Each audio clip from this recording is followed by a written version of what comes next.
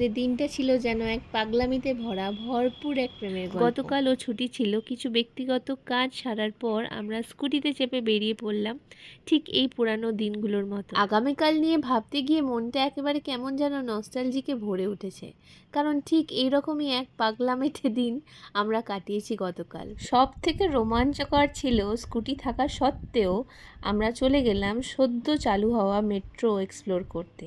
হেমন্ত মুখোপাধ্যায় থেকে শহীদ ক্ষুদিরাম পর্যন্ত জার্নিটা ছিল একেবারে অন্যরকম। অন্য কাপলরা যেখানে কোনো রেস্টুরেন্ট বা ক্যাফেতে বসে নিজেদের সময়টা কাটাতে পছন্দ করে, আমরা বরাবরই একটু আলাদা। আমাদের প্রেমের স্টাইলটা একদমই আলাদা। আমরা সেই কাপল যারা একসাথে নতুন রাস্তা খুঁজে বের করি, কনস্ট্রাকশন দেখি, পুরানো বিল্ডিংয়ের গায়ে লেগে থাকা গল্প খুঁজি আর অচেনা অলিগলিতে হারিয়ে যাই। ট্রেনের মধ্যে বসে আমরা ভাগ করে নিলাম অনেক না বলা কথা, পুরানো দিনের মিষ্টি স্মৃতি, সেই সময়কার পাগলামি, দুষ্টুমি, হাসি ঠাট্টা, গল্প আর সেলফি তোলা নিয়ে ছোটোখাটো খুনসুটি। এত বছর পরেও আমাদের বন্ধুত্বটা যেন ঠিক আগের মতোই আছে।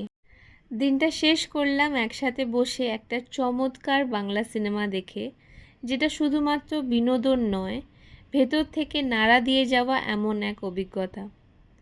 সবার লাইফই এখন ভীষণভাবে ব্যস্ত, সেই ব্যস্ততা থেকে কাটিয়ে এরকম ছোটোখাটো পাগলামি করতে বেশ ভালোই লাগে। তোমরাও জানিও তোমাদের এরকম অভিজ্ঞতার গল্প। টিল দেন দেখা হচ্ছে অন্য একটা এপিসোডে। Tata, bye bye.